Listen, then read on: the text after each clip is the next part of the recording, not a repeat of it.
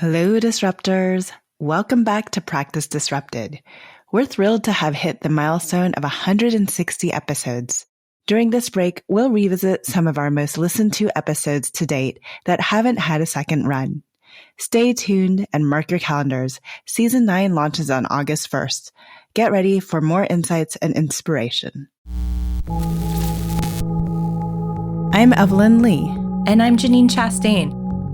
We're collaborating on curated conversations to explore how the industry of architecture is changing. Together, we'll find ways to create new solutions to current challenges while elevating the value of architects. Welcome to Practice Disrupted.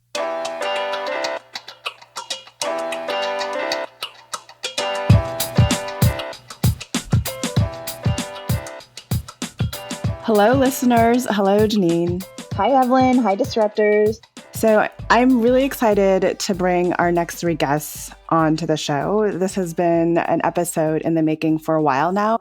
I don't know about the rest of you, but I do feel the mental health crisis and awareness that's happening has continuously, I don't know if it's increased or accelerated since we started trying to schedule this episode, but I do think it continues to get a lot of traction, not only in our field, but in other industries and areas more broadly.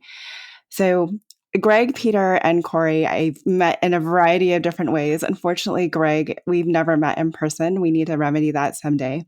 But I remember talking both separately to Peter and Corey as you three were coming up for an article for our AIA Chicago about mental health and awareness.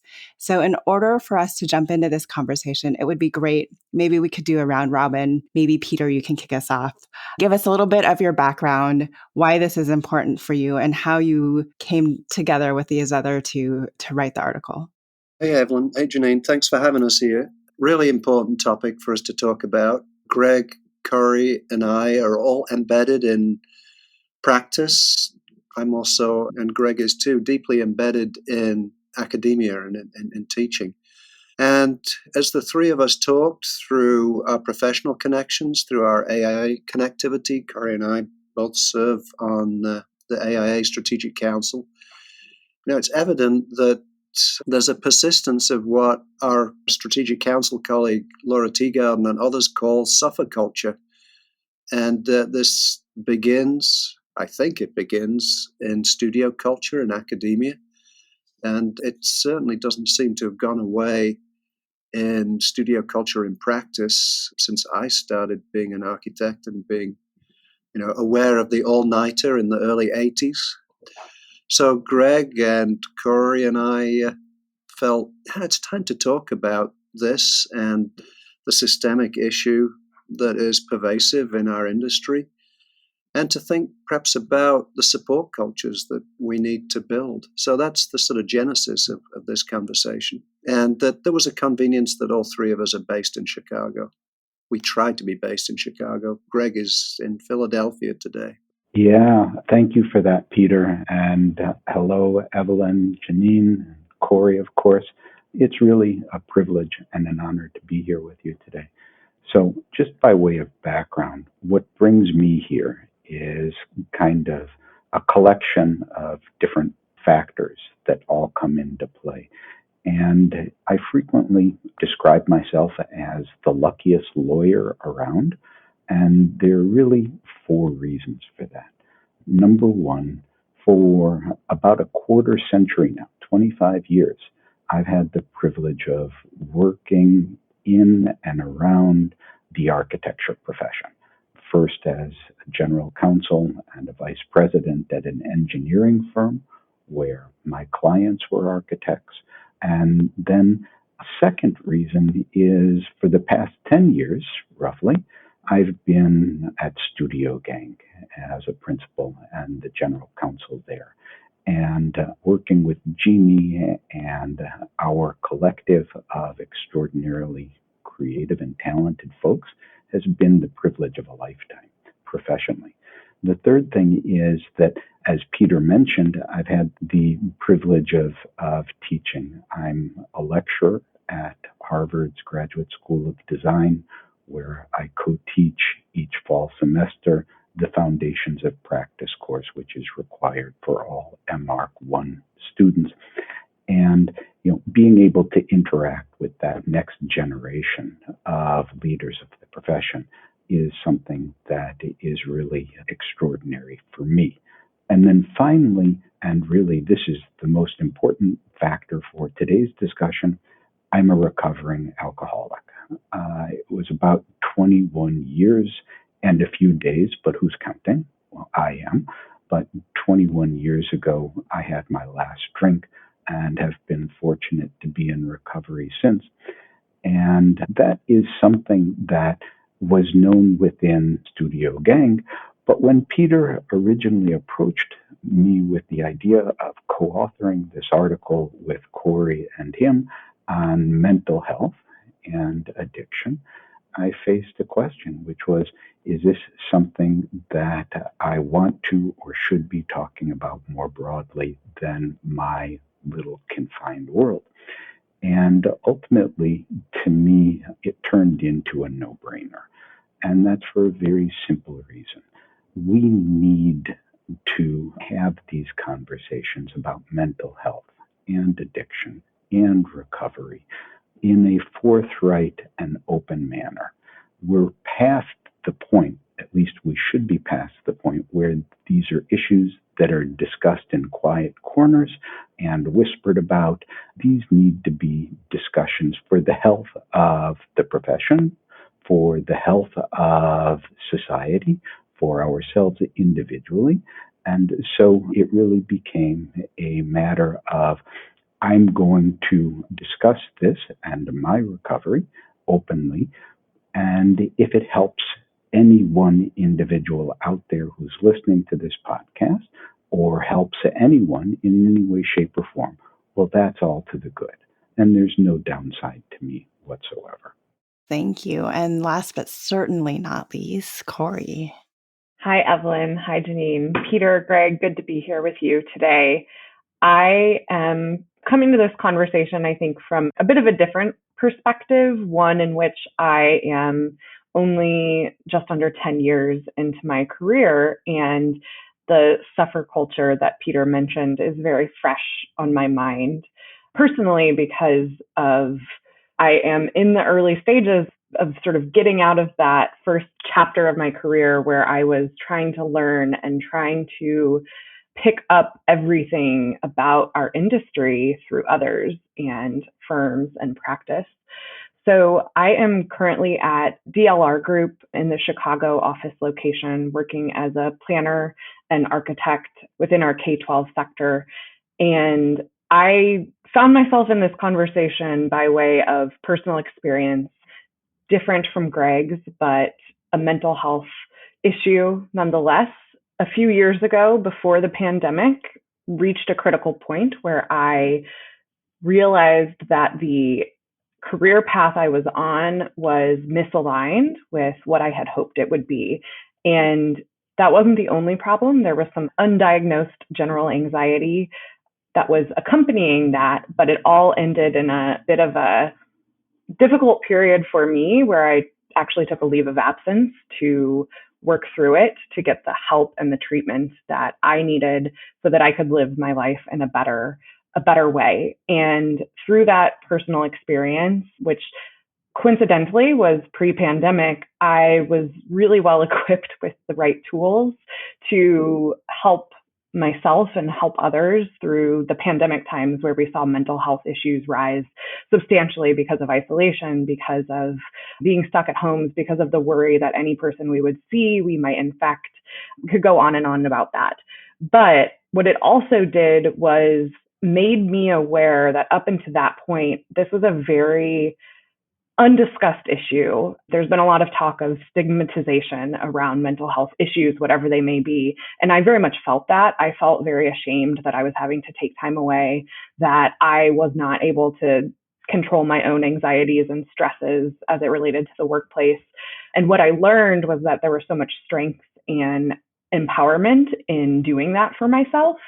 So it was a great lesson for me to learn. And also take forward into more broad work at the industry and professional level. And so since then, I have been participating and leading the Strategic Council through the AIA at a national level and helped co-lead a working group looking at the impacts of mental health on architecture in the built environment in our profession. And so that's where Peter and I connected on this topic. And he so graciously brought the three of us together to discuss what some next steps might be, because we were recognizing just how little discussion there was about mental health in the everyday.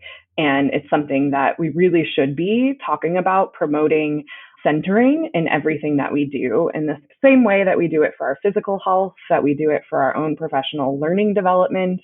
Mental health is just so critical to each of us being successful and leading really healthy, fulfilling lives. And so happy to chat more about those specific happenings within the AIA as it relates to mental health. I was just going to jump on top of something Corey said because I consider it so important and so foundational. She talked about the stigma attached with these sorts of things. And as she said that, I viscerally went back to my own experiences and the shame that I felt when I was pre-recovery. Right? The sense of deep and abiding shame that I can still call up in a moment's notice. So when I just hear someone describing their journey and the problems that they felt. And again, it's so important that we talk about these topics because people need that sense of connection. People need to understand that there are paths forward and ways out, and that they don't need to feel that shame as part of trying to find a positive, constructive path forward. So, Corey, thank you for saying that. And the second thing I wanted to observe, and we could probably have a separate discussion about this topic, but what we're talking about here today is not just related to the architecture profession. This is a much broader issue. Everyone is touched in one way or another by some form of illness. Sometimes it's physical, sometimes it's mental, sometimes it's all of the above. That's a part of life. Life ain't easy. So it's not just that this is an architecture or design professional or construction industry problem.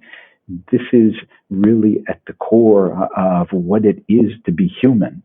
And we can have serious discussions about whether it's worse in the United States than it is in some other advanced countries, right? I think that's an interesting question. But this is a broad societal issue that we're discussing here.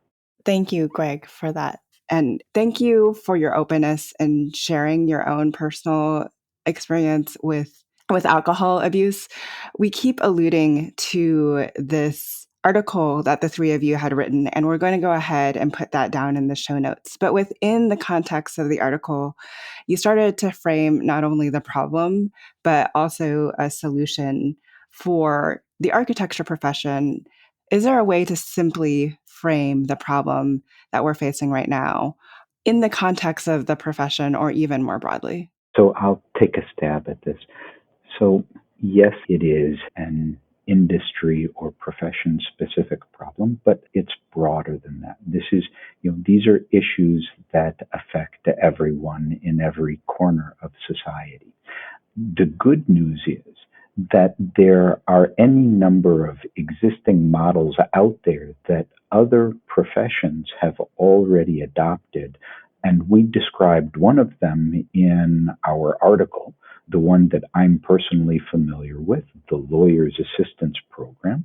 That is a self-funded, and when I say self-funded, I mean the legal profession funds this program, which assists lawyers and judges and families of lawyers and judges and law students to deal with folks who are experiencing difficulties of mental, emotional, or substance abuse varieties. and leads them to treatment, where they then have to do the work themselves as individuals to be engaged actively in the process of recovery. One of the things that we learned after we wrote the article is the medical profession in the state of Illinois, and probably in a ton of other states as well, has a corollary program for doctors and nurses and health professionals, where the state of Illinois itself actually contributes to the program to assist these frontline healthcare workers with the steps that are necessary to seek help and get people the resources that they need. So we're a professional group, just like doctors and lawyers, and I frequently say that in the context of my contract negotiations with my clients. But it's equally true that we should be gathering together as a profession, much the same way that the legal profession does, or that the medical profession does, with the help of the government. And given that there are disparate financial resources available for the construction community, it may well be that our model is not just architects. Our model is probably the entire industry. It's architects and engineers and construction professionals, right? It's the AEC world broadly defined. And maybe that's where we can find some critical mass, as well as the financial wherewithal to come together and collaboratively find some kind of avenues that members of our profession can seek assistance from and through. Yeah, I would love to respond to this question in from a different lens. I spend a lot of time in discussions, both in my firm, outside of the firm, in general, talking about the future of the profession and how do we bring people in and keep them. We know there have been challenges over the past few years due to very expensive education, inclusivity within the profession, and depending on where you are, pay might be a part of that issue or a separate issue. Anyway, I mention all of these things because I think it's a very layered problem that we are facing about how do we really grow the profession of architecture so that we can best serve our clients in the built environment in solving the challenges we know that we are facing as it relates to climate action, as it relates to more just and equitable communities. And I think a big piece of that is this mental health discussion. And so you can't have it on its own, isolated from these other problems.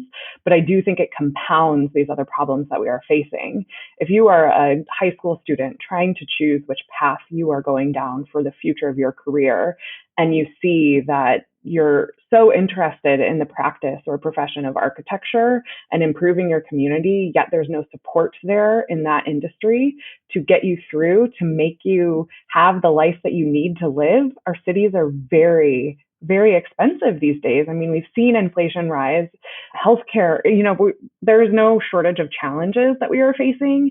And so I think that is really the problem that architecture specifically is facing a bit differently than other industries. And so I think a solution to that is, how can we change the culture of our industry so that we are the most welcoming to people, regardless of what their needs are, regardless of what their health challenges are, but we are a place and a profession where people can thrive and really solve some of these really complex challenges that our societies are facing. Yeah, these are great observations, Corey. And if I could just add another one. Currently, I'm teaching a graduate studio with 6 of the finest future architects I've ever met. Greg has actually met them and entertained them and showed them around Studio Gang with a colleague the other week. They've already learned about the negativity that is embedded in our culture. The thing that I've been trying to do for the last decade as I teach this graduate comprehensive studio is to develop a syllabus that emphasizes time management that emphasizes this is about showing evidence of your skill, not becoming the greatest architect of all time and staying up all night to get the return on that extraordinary investment that you've made, not only in time, but in resources, in your family's finances. And it's a difficult ship to turn. It is so embedded. I am guilty of doing those same all-nighters. We're still so committed to the culture that surrounds the deadlines, the extraordinary investments that our clients demand of us and expect of us. I'm really sensitive to Greg's suggestion that and recommendation that this is an industry-wide challenge that we all have to face. We brag freely that we're part of a trillion-dollar industry. There are lots of trillion-dollar industries out there, but you look at the cities that we live in, they're construction sites right now. There is extraordinary investment in what is happening in our infrastructure. The resources exist for us to address this. At least economically they do. It's the will that we have to take as architects, as engineers, as those that work in our offices, as contractors, and we need to do this together. So I think there's the genesis, a rather obvious genesis of an idea here that hopefully will gain traction and become adopted. I'm very optimistic for those 6 students in my class. Greg's colleague talked at length about gender issues and standing up for the value of what these young people are going to bring to the table immediately. They are the smartest, most capable. They have technical and digital skills. They have emotional and personal skills that are like no other. They're going to be leading our industry, hopefully sooner than ordinarily we expect. They bring great skills, and they're essential in bringing equity to our profession because they're living those challenges and rising to those challenges and have an awareness of those challenges like none before. And this is why articles like we wrote, I think, are really important. And this podcast, I really hope has the potential to make a difference here. Yeah, very well said, Peter. Just to layer on top of that, and going back to Corey's point about how there's so many issues, right, that kind of come together in the present moment. Some of them relate to the extraordinary world conditions we've all lived through. Some of them relate to the profession, right? It's just this whole bundle of things coming together. All of these things can be attacked from any place. Like, for instance, Studio Gang is an extraordinary community in terms of our willingness to engage in some serious discussions around pay equity and things like that, and try and make sure we're doing right by our community. So each of us individually and our firms, we can make individual efforts to improve the overall conditions of the architecture profession in discrete ways. And, the one that brought us all together is just one way in to opening up the discussion to making the profession better for those 6 young students that Peter brought by the studio a couple weeks ago, right? Again, these are folks who will have an outsized impact on the profession along the same lines as the students that I'm fortunate enough to teach, and we owe it to them, right, to get started and to dig in. And so, today it's on the issue of mental health and addiction and emotional well-being. And, we can collectively come together there. Tomorrow it will be, we have to focus on one of the other issues, whether it's climate change or whatever it is, and seek to move the big ship little by little so that we wind up moving in the right direction collectively.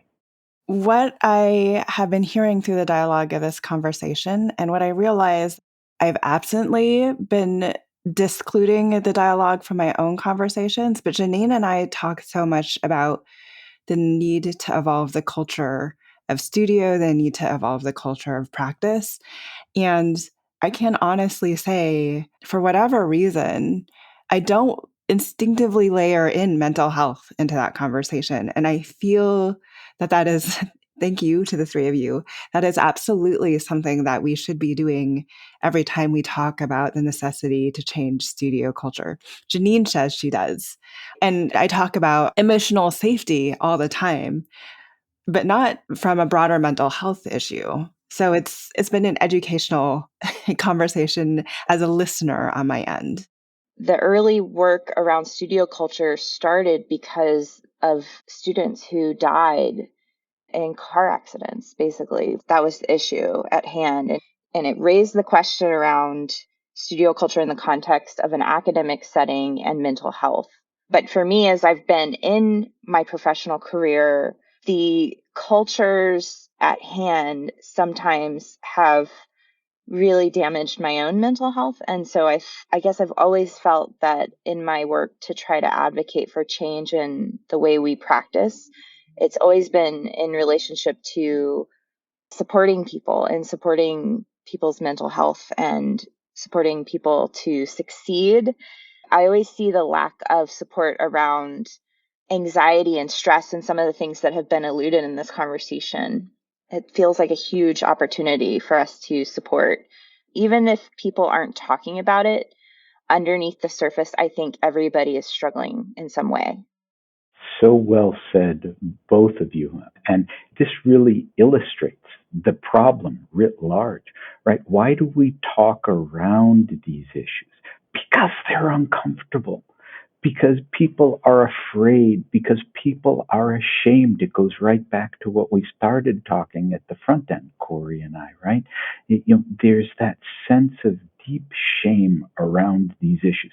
So we dance around them and we talk about other issues that kind of go near the subjects, but don't dive deep and don't call it what it is. These are serious health issues. If someone's an addict, they've got a serious problem and they need help. And we as a community have an obligation to do what we can to provide avenues so that they can find ways out. Same for depression or any other form of mental health issues, right? These are things that people still feel deep shame regarding. And so we need to keep having these discussions. We need to talk about them in forthright manners. And even that, if nothing else is done, that in and of itself is a community service that we're collectively performing and providing to our friends and our family members and people that we may not even call friends, but just interact with professionally, right? Everybody's human. Everybody needs a hand from time to time. We need to reach out and help people. It sounds like health, safety, and welfare and equity and resilience and Yeah. community, doesn't it? Yeah. Things that we're really, really comfortable talking outwardly about and using to promote what we do as professionals. Seems like we have a bit of an inward problem there. Yes. And Evelyn, your realization in this conversation hit something for me. I was at a place once where the connotation of talking about mental health was negative. And I still feel that when I'm having conversations with people. But for some reason, we're really comfortable talking about our physical health, right? You can walk into any work environment and someone's talking about going to the gym or strengthening some muscle or just getting over a cold. And my big question has been, why are we so comfortable talking about one half of this, but not the other half? And so I think when we talk about solutions, a place where we can start is in academia, in schools, equipping people with the tools to be proactive instead of reactive. And so I think a lot of times we enter this conversation because we're talking about a struggle or a deep problem that we have gone through. And so the lens by which we approach mental health is sort of trying to recover from something, whereas really it should be something we're proactive about. We're setting boundaries in our workplaces. We are talking with our friends about going to therapy or doing a meditation or doing yoga because it helps us feel better and less stressed. And so I think that's my big hope, is that we can really shift this conversation from being reactive and feeling that visceral pain when we talk about mental health to a place where it's comparable to talking about your exercise routine in the workplace. And I think that it's on all of us to model that leadership. I've found myself in a place where I've shifted from being on a team to leading teams. And I know that my actions set the tone for how people are going to model their own lives. And so for me to talk about, hey, I'm going to take a half a day just to take some space, recover, I need to center myself because my mental health is off today, right? Making that visible and having those conversations and creating the space for our teams to do that is something all of us can do. You don't need a huge leadership shift in your culture to start doing that. You can start with the 4 or 5 people that make up your teams that you interact with every single day. And I know a lot of listeners are coming at this from different firm sizes, different practice sizes, different places in their careers. And I think that's just a really important thing, is you can have such an impact on the few people that you interact with every day and really start to shift this. That was beautiful, Corey. Corey, I presume that you're seeing a performance outcome that is positive. Yes. With that culture. I see a performance outcome in my studio that is similarly positive. No, I know that each one of these students is going to matriculate at a high standard because they have the space, place, and the support in which to do that. That's not always the case. Greg, I presume that the same happens with you at Studio Gang and in the limbs that you've gone out on things like pay equity, for instance, to build a more comfortable and supportive and successful culture.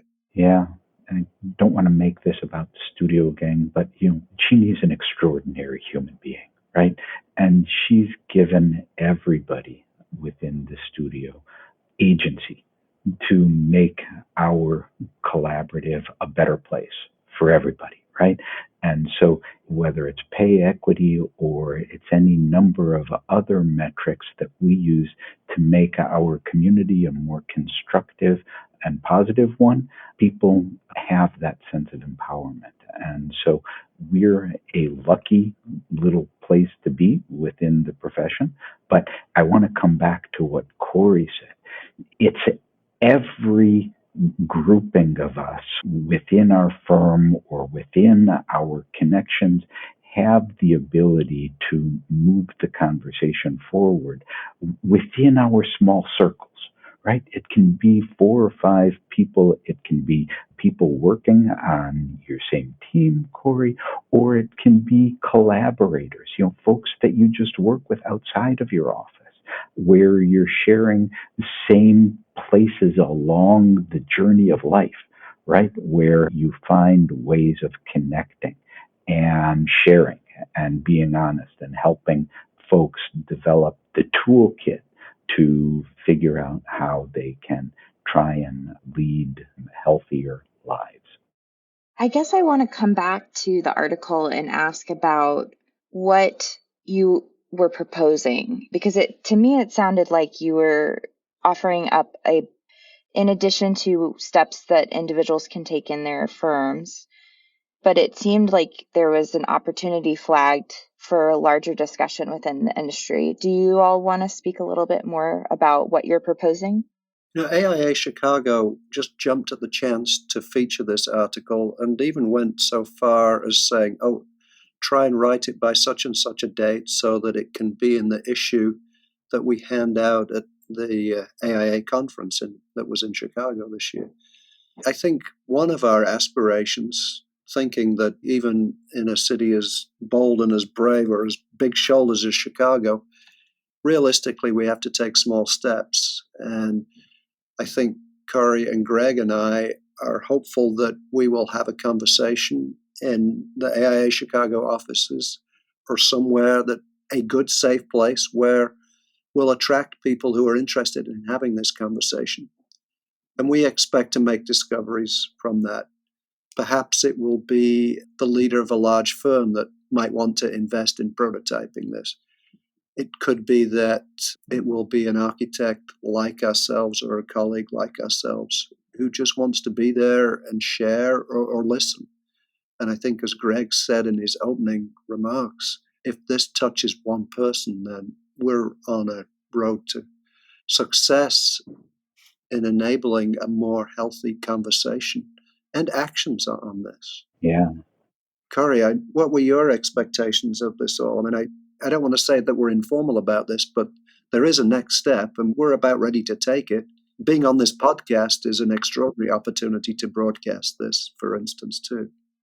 Yeah, back when the three of us came together, one other thing that we mentioned is our hope that through our fairly extensive networks that the three of us have, and now through this podcast, that there's some champions out there that are also listening that would be willing to do this in their own local communities. It would be amazing if this were happening in 10 cities, 10 AIA chapters across the country within a year. I think the key is starting small. Because of the circumstances surrounding this conversation, you do need that safe place to do it. And I think we have to be mindful not to rush it. It's an important one to get right. And so I think, as Peter mentioned, we are hoping to lead that next step of having and hosting a conversation in Chicago. And I know the three of us would be more than willing to meet with anybody else out there who would like to do the same in their own local community. Yeah, and we've already had, I haven't checked in recently with you, Peter or Corey, but I've had a number of people come up to me and say that they would like to be a part of that discussion that we have at the AIA Chicago, right? And so I imagine we will have, when we are able to put that meeting together and on the schedule, we will have a pretty interesting and good cross-section of folks from our communities coming together with ideas about taking this forward in ways that we haven't considered or discussed yet. It's interesting when I think the dynamic about how do we, because there's two things we want, right? We want to be able to talk openly about how we address this, but we also want to simultaneously and alternatively create a real private and safe place for people who are struggling with it to actually have resources and share. So I'm like, oh, that should be a conversation we should broadcast to the masses. But also, how do we create these more intimate places? The dynamic of that, I'm just playing through the dynamic in my head and how we go about supporting both sides. Well, it's interesting that's where your brain went, because similarly, I was thinking about knowing how many people need help right now or are feeling like they would love to have these conversations. I'm just wondering if maybe we might close this episode by talking about some really practical steps, perhaps either as a firm owner or even just trying to support somebody in your office who's struggling right now, or if you yourself are struggling and you feel like you're in a place where you're not getting the help and support you need. I just want to close with some words of advice from this group that obviously cares deeply about people and care about your mental health so that you feel like you're supported right now. So I'll just answer that briefly, Janine. That's a great closing question. So not everybody, but many folks who are listening to this are working at places where their health insurance, they may not have thought about ways in which their health insurance can assist them, but there are frequently EAPs, employee assistance programs, that are available through your health insurance, through your employer's health care. That's one option. You can certainly feel free to reach out to us individually. Folks who came together, Corey, Peter, and myself, we would be happy to steer folks in the direction of current and available avenues of assistance. We want people to make that first step if they're really in crisis, because that first step of picking up the phone or saying, I need help, is so important. And it is really the linchpin to everything that we're talking about. It's that willingness to admit that there's a problem and you need help. And again, if this discussion finds someone who's at that place and they need that additional assistance, they need someone to hold their hand to get over that threshold, that's what we're here for. And we want to figure out ways to provide additional hands to assist folks who are currently in need so that folks can be in distress and know that there's a place they can go to find that first step of help. There's not a better way to put it, Greg. And I think if you're not sure whether you need help, there is no shame or stigma attached in looking. And it could be that you don't need that help, but don't take a chance on that. Minimally, reach out and share this with friends and family and look to the resources that Greg suggests. And certainly, just to reiterate, reach out to Corey, Greg, and myself. Yeah, I thought a little bit about this before we convened today, and actually just coming off an announcement from my own firm. And so this would maybe be a suggestion for firm leaders out there who have the power to do this. But this next year, we are getting wellness days. So everybody in the organization has 2 wellness days.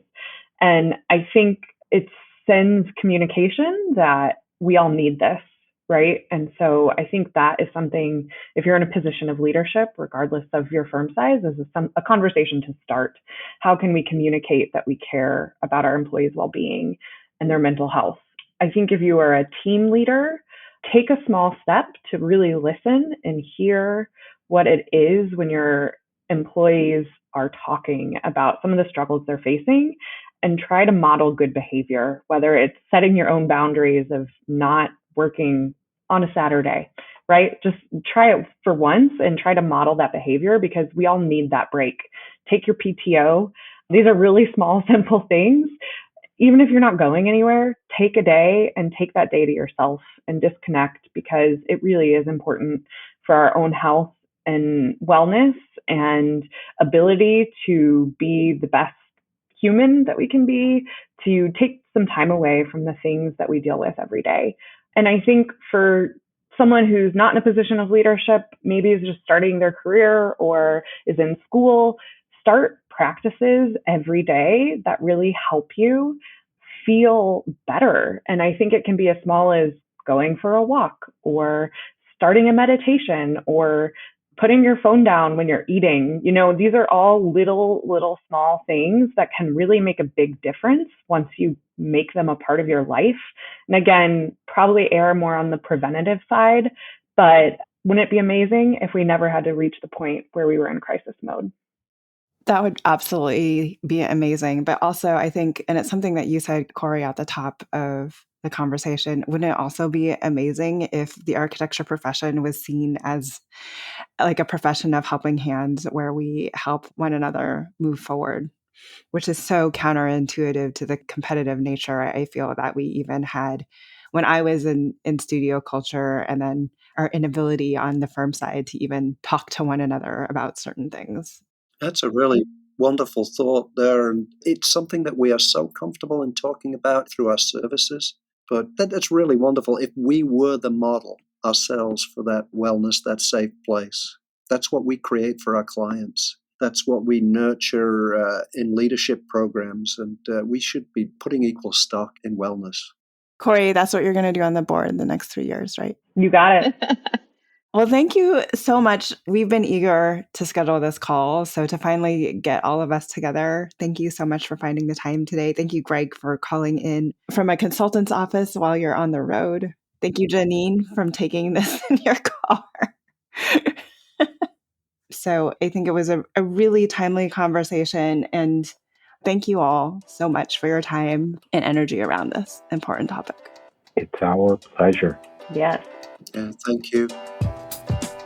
Hi, Disruptors. If you like the content from today's show, you can find all of our past episodes over on practiceofarchitecture.com/podcast. Be a part of the conversation by joining us, our speakers, and others in our community at practiceofarchitecture.com/community.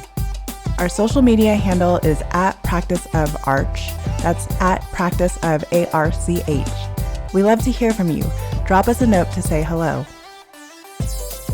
This show is part of Gable Media. You can learn more about other podcasts and video channels in our community by visiting gablmedia.com. Thank you for joining us on Practice Disrupted, a podcast by Practice of Architecture. Tune in next week for a new conversation on change in the profession.